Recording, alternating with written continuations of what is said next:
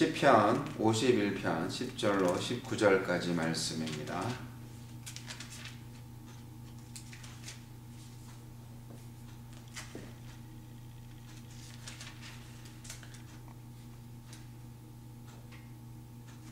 하나님이여, 내 속에 정한 마음을 창조하시고 내 안에 정직한 영을 새롭게 하소서.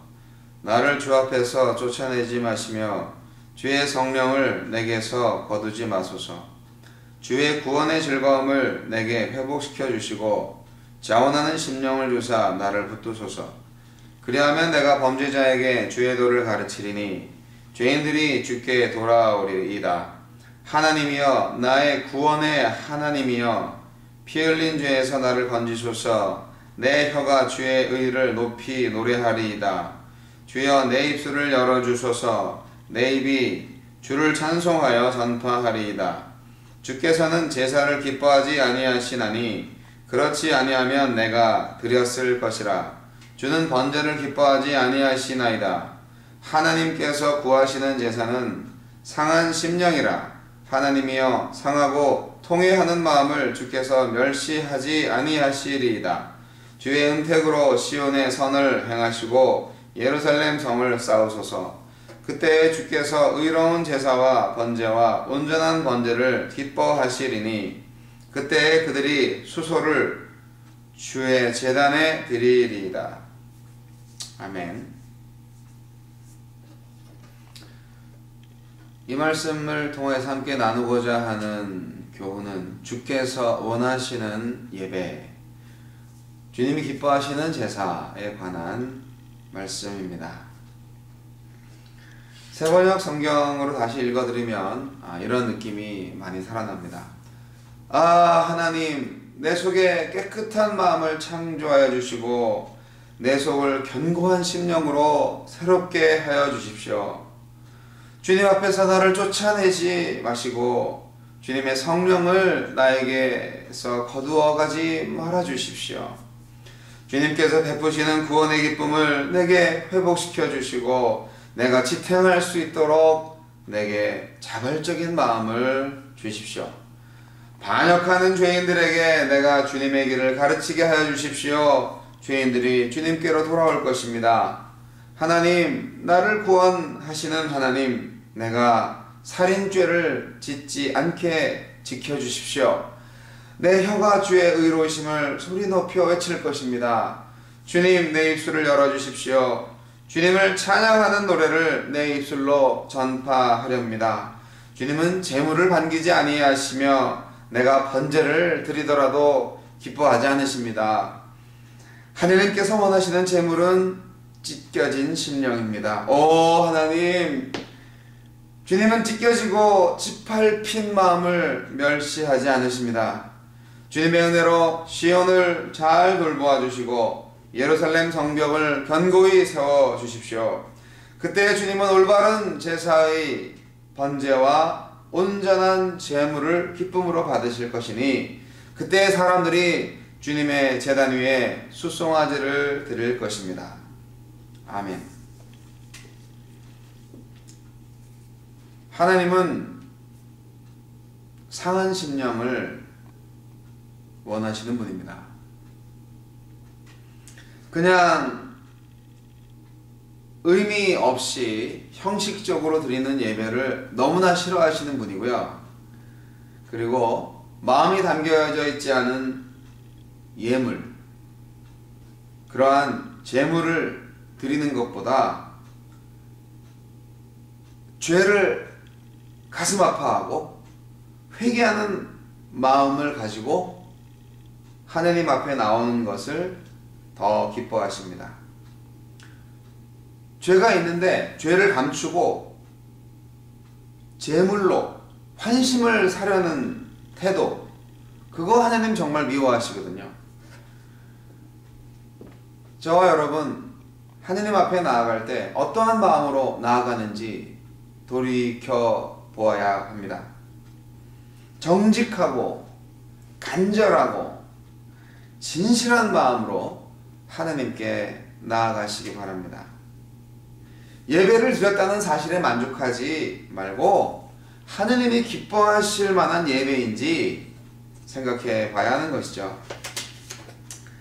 그리고 우리가 죄의 고백을 한 다음에도 그 고백을 했다는 것, 용서받았다는 것 자체로서만이 완성된 것은 아닙니다. 그걸로 우리가 할 일을 다 했다라고 생각하시면 안 되고요. 우리는 삶의 변화가 뒤따라야 하는 것입니다. 다윗이 이렇게 정말 가슴을 쥐어짜면서 통회하는 기도를 드리면서 자신의 삶의 변화가 없었다면 이 기도가 거짓말의 기도가 되겠죠. 다윗은 하나님한테 정말 통회하는 마음, 삶의 변화를 가능케 하는 근본적인 대책을 어떻게 할 것인가, 그것을 하나님께서 알려달라. 그리고 범죄자한테 주님, 하나님 가르쳐주세요. 죄짓지 않도록이요. 그렇게 간구를 했습니다. 그리고 또 다윗은 하나님을 찬양하는 삶을 살겠노라고 그렇게 다짐을 하고 있죠. 또한 하나님의 공의로우심을 전파하겠다, 그렇게 결단을 했습니다. 이 시편 굉장히 유명한 시편입니다. 시편 51편은 통회하는 기도의 모범인데요. 아무리 훌륭한 죄의 고백이 있다 할지라도 죄에 머물지 않고 정말 개과천선한다고 하죠. 굳은 다짐과 노력으로 삶의 변화를 이끌어낼 때 그 기도가 진정한 기도가 되겠습니다. 많은 사람들이 이렇게 말과 혀로만 살아가고 행함과 진실함으로 살아가지 않습니다. 참 안타깝죠. 우리는 삶의 변화가 뒤따라야 합니다. 힘들어요. 잘 안 돼요. 알면서도 잘 안 돼요. 그렇습니다. 다윗은 본 시편에서 주의 성령을 내게서 거두어가지 말아주세요, 그렇게 기도하고 있는데요. 사실 구약 성경에는요, 성령이 내주하신다는 그런 개념을 찾아보긴 좀 어렵습니다.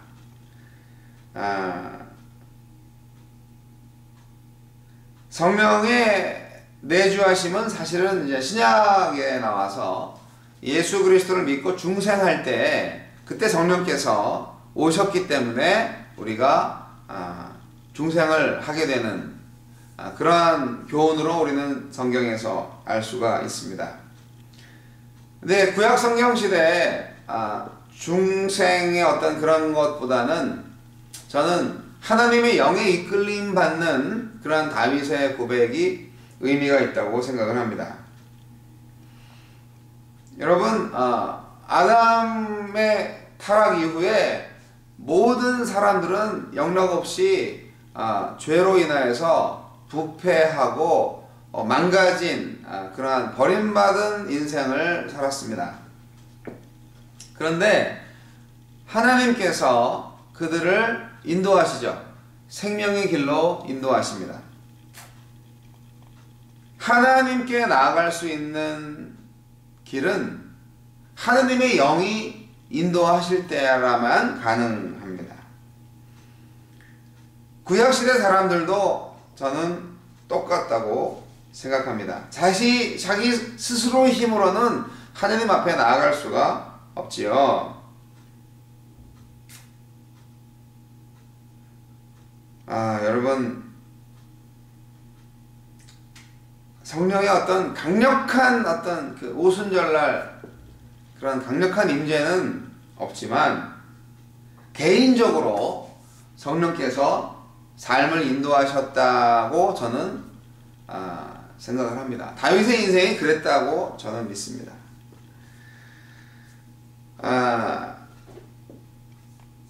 사랑하는 성도 여러분, 삼위일체 하나님이 뭐 어디 가시겠습니까? 구약이나 신약이나 네, 우리를 인도하시죠.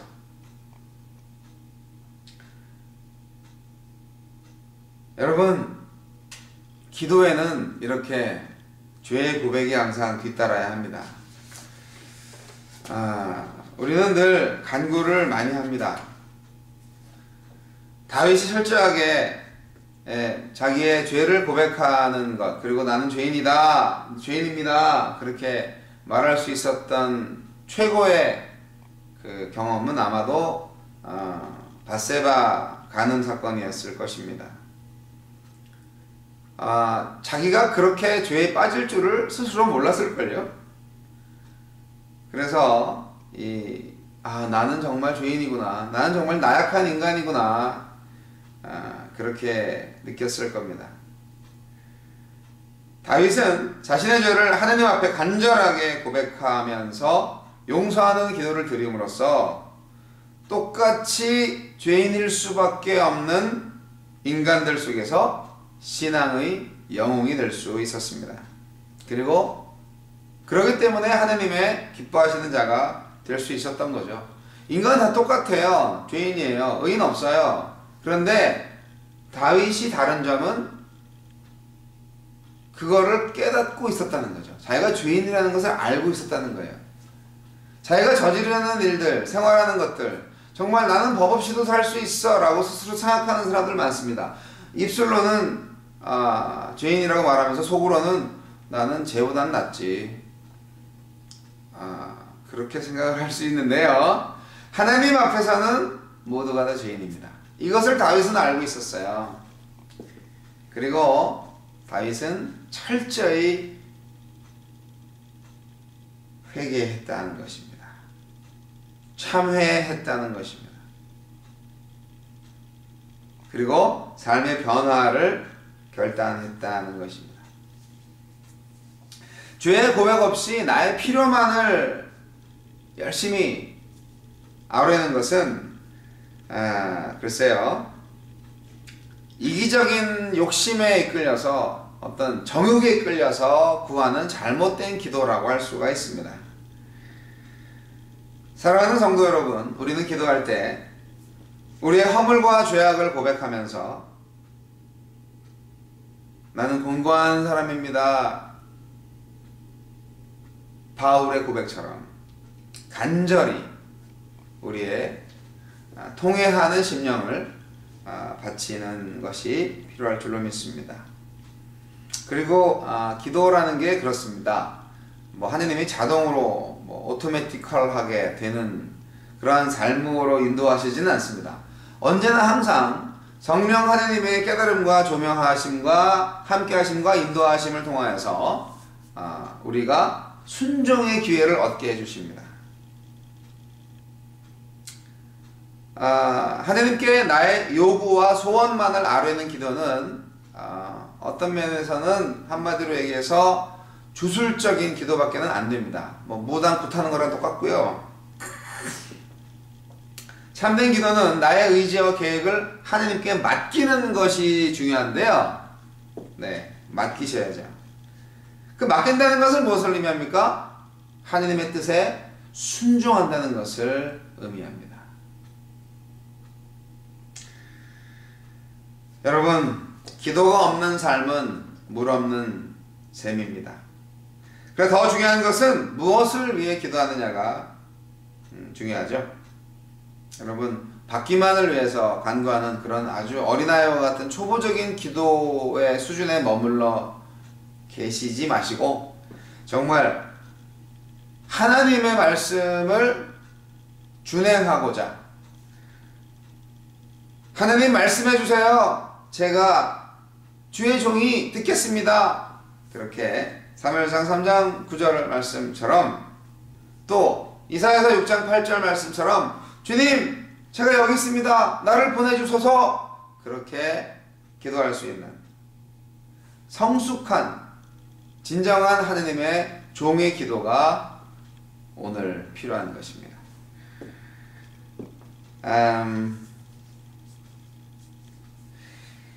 저는 이메일 보낼 때요, 맨 마지막에 제 이름과 또 연락처 이런 것들을 이제 말미에다가 명함처럼 해놓는데요, 거기에 제가 써놓은 글귀가 있습니다.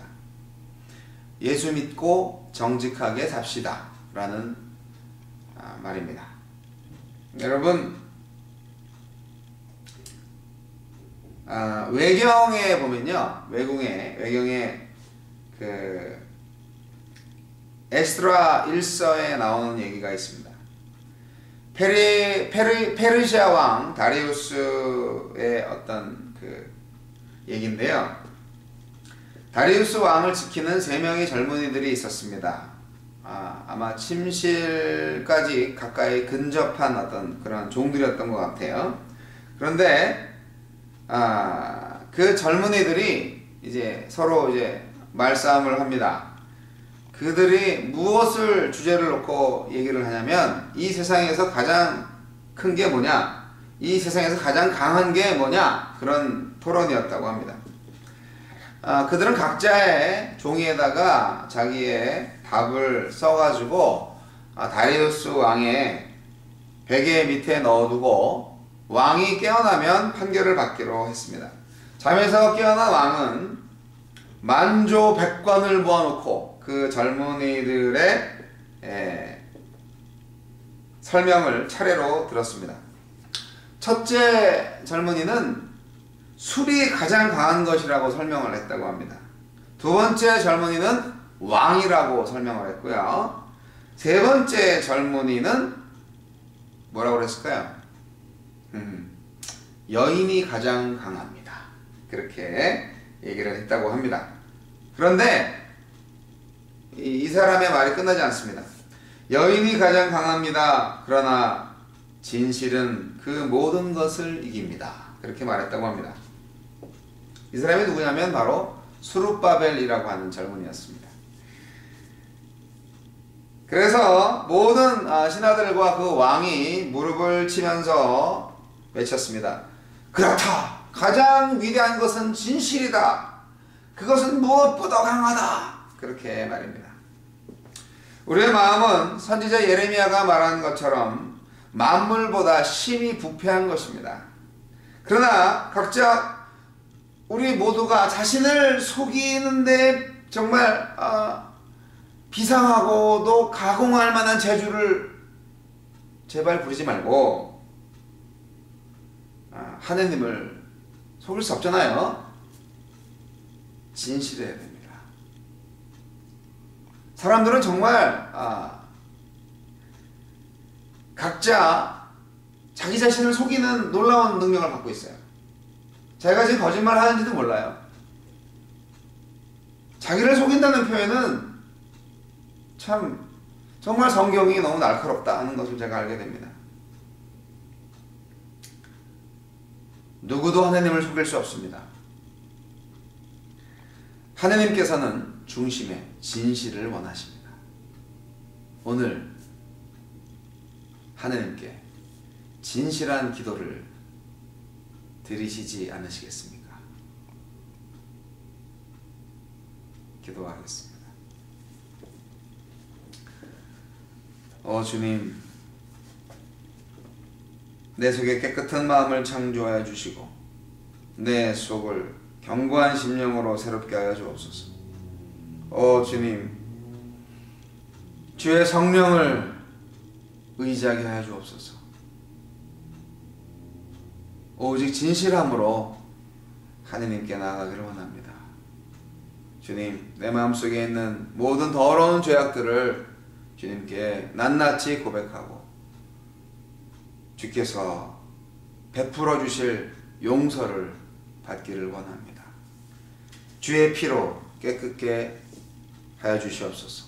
나의 죄를 모두 예수 그리스도께서 대신 지시고 십자가에 달려 죽임을 당하신 것을 다시 한번 고백하고 감사드립니다.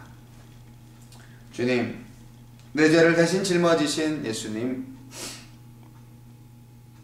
이제 하나님의 영광을 바라보면서 새하늘과 새 땅을 바라보면서 이 땅에서 살 동안 언제나 정직한 마음으로 진실하게 살게 하여 주옵소서.